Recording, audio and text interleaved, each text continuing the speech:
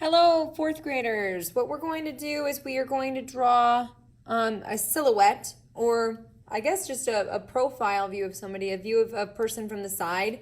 Hopefully you watched my video that precedes this. It was a pretty thorough video on 4 children facing different directions, how to draw the head, how to draw hair. We are just drawing the outline. That is one good thing. We just need the outline to look decent. This is not an easy thing to do. So I'm actually going to give you guys the option to trace if you want to. This is really the only time I'm going to tell you you can trace somebody else. I'd rather you trace a real photograph of somebody from a side view if you can find one in a magazine, or if you can print one, or if you can put your paper right on the computer screen and just really lightly trace it. I'm going to let you guys do that if you want. If you would like to try to draw it though, good for you. That's cool, okay? So what I'm going to do is I'm just going to start with, remember when you're drawing a child, it's a pretty round oval, maybe even close to a circle. Now, I don't ever draw this perfect the first time, which is why I draw it a lot of times light over and over again like that, so you can see it a bunch light. Then the next thing that we're going to do is we're going to draw in sort of like that chin up mouth area. So I'm not drawing in the nose necessarily, but like what the bone structure would look like sort of underneath, and the jawline that goes back like this, okay? So minus the nose, minus the lips protruding, you're just drawing a basic kind of rounded triangle here, okay? The head, you should see a little bit of the cranium kind of round off this way, okay? So right now the head's looking very much like kind of like a raindrop shape. Normally you'll see like kind of a protrusion of the forehead where the forehead kind of juts out. About halfway through that circle, draw a line that goes about halfway through. It can be slightly curving, perfectly straight if you want, but just right through there. Right where that line kind of hits the jawline. So remember, that original circle, I'm going right through the middle of it.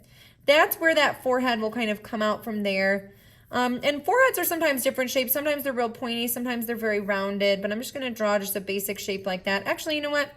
I'm gonna give mine like a little bit of a ski slope look where it kind of like comes out and then up like that. So like kind of like another rounded triangle, if you will, but just a really skinny wide one like that. Skinny this way, wide this way. Okay, when you see the neck on someone from the side view, you're gonna see more of the back of their neck generally, and then less of the front of their neck, depending on how wide their neck is. The neck and the eye would kind of line up in the long run if you were doing this where you saw all that business. But we're not going to see the eye. We're just going to see the outline. So I'm just going to draw in kind of like a shape for the neck right here. Maybe like a muscle where you see the chest come out, and then like a little bit of a muscle where you see the back kind of line out like that. So just draw something along those lines for just the basic shape of the head. By the way, at the bottom, we're just going to do this cool wavy line at the end of our profile of our person right here, kind of like that, okay? Now, when drawing a child, again, you know what, to be honest, my neck is probably a little bit wide for a child because children have a little bit less neck muscle than adults. So I'm going to make the neck a little bit more narrow. Another thing for children is their noses are rather small. I was blessed as a child to not have a small nose, but most children have smaller noses, okay? So anyway, by the way, the nose should be about halfway between this line and the chin. That's where the bottom of the nose should be. So if you want to just give yourself kind of a line right there. Sometimes children are a little bit higher. Sometimes their noses are upturned, kind of like that. Now, you don't want the nose to go very far away from the face, because if it does, again, it's going to look more like a grown-up adult nose that's a little bit larger, okay? So I'm just going to draw in kind of like a ski slope that ends short of that line, and then it goes kind of like straight down, and then it gently goes back in towards the head, okay? In between, like in the middle of this line is kind of where the lower lip starts. The lower lip is kind of like a wave out and a wave back in, and then the bottom lip is a wave out and then back in, and then we see the chin kind of round off like that, okay? So that's just kind of like your basic. Now, some people are gonna have more upturned noses, some rounder noses, some pointier noses, some noses that are a little bit more square, but that's just kind of your basic. Right now my lips look kind of like kissy, so I'm going to try to just maybe like make those curves a little bit more subtle so they don't look so kissy face, I guess. Obviously lips can change a lot from person to person. If you tend to know that you have big lips, feel free to make the lips a little bit more pronounced, I guess.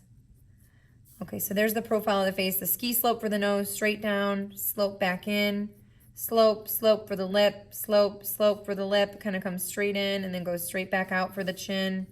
Notice I kind of draw some of these areas in straight lines first and then kind of softly round them up. You guys could do that too if you wanted to, kind of start in the straight line and then kind of curve it up later. It tends to make these subtle curves and dips a little bit more pronounced.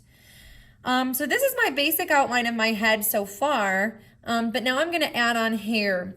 Pretty much everybody's hair will go out above their head unless someone has like a really short buzz cut of a hairstyle.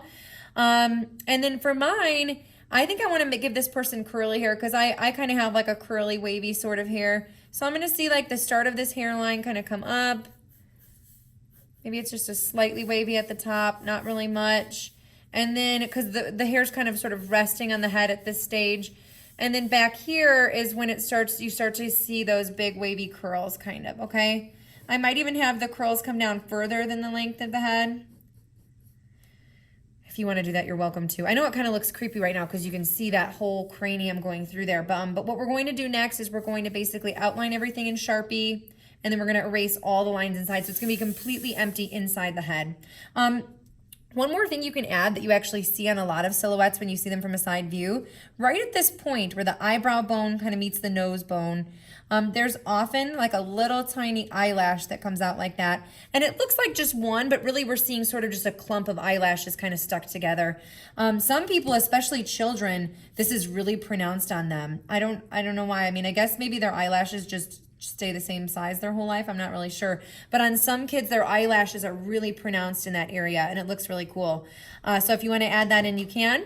I'm going to go ahead and just, when you guys use Sharpie, make sure and have a paper underneath you. You can use, I prefer that you probably use a fine point Sharpie, it's called, even though the fine point is not really all that fine. This one here is an ultra fine point.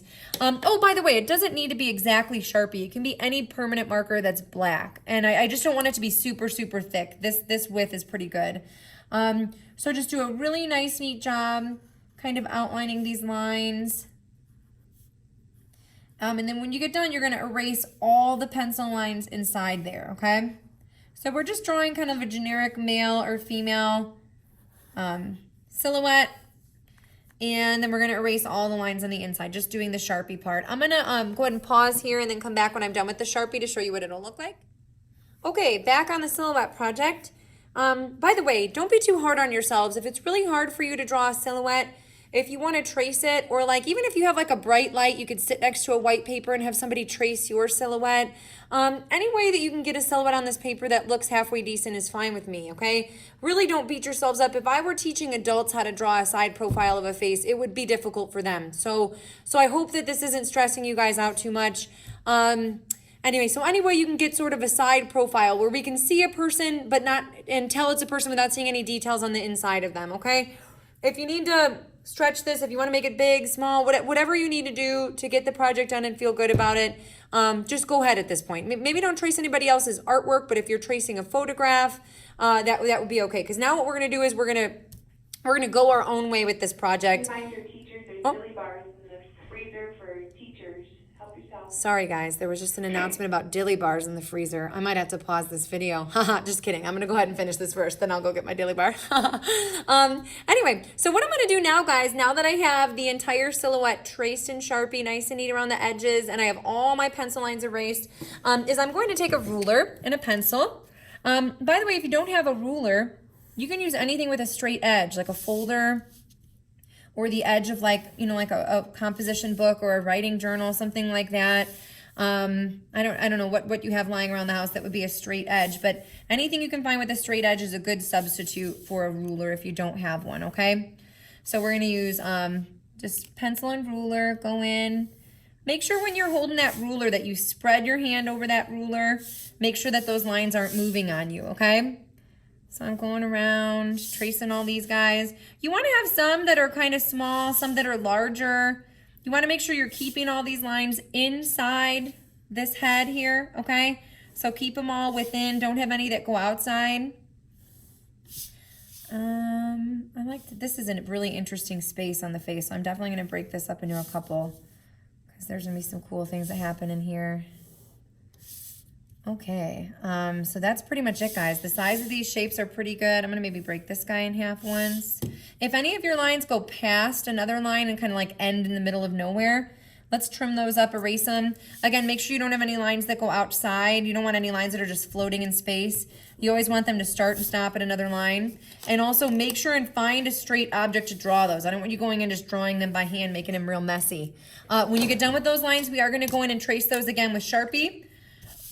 I always refer to them as Sharpie, but really what I mean is just any black permanent marker will work, okay? So if you have one at home and it's not like Sharpie brand, I'm not like, you know, diehard brand names or anything like that. These are just the kind that I buy and get a good price on, so, and seem to work pretty well also.